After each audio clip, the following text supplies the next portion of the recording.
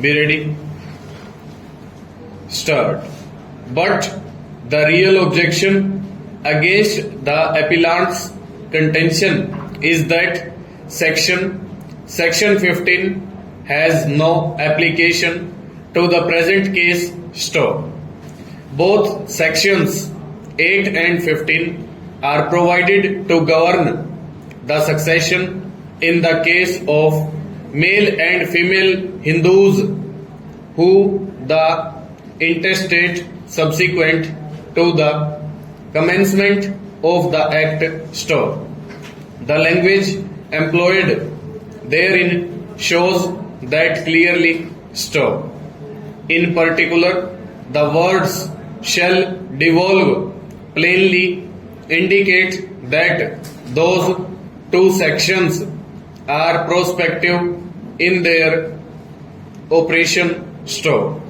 They would apply to the death of a Hindu intestate and consequent devolution of his or her property will take place after the commencement of the act.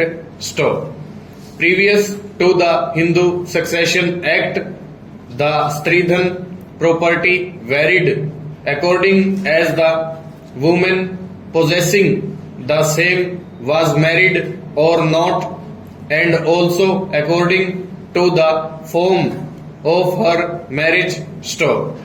It varied also according to the source from which the Stridhan property came to the hands of the woman. Stop. The modes of devolution of that property on the death of the Stridhan owner were different according to the different schools of Hindu law. Stop.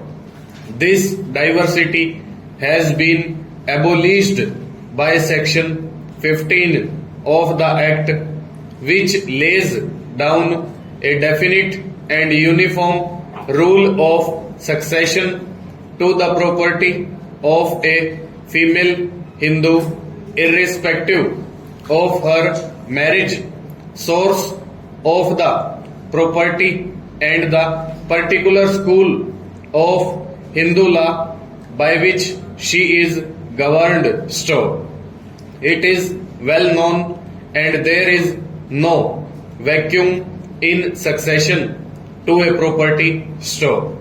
Properties of female Hindus must have devolved upon one class or other heirs on their death that occurred previous to 1956 according to the Hindu law then prevailing. Stop. It cannot be suggested that those devolutions would undergo an alteration on the new Hindu Succession Act coming into force. Stop.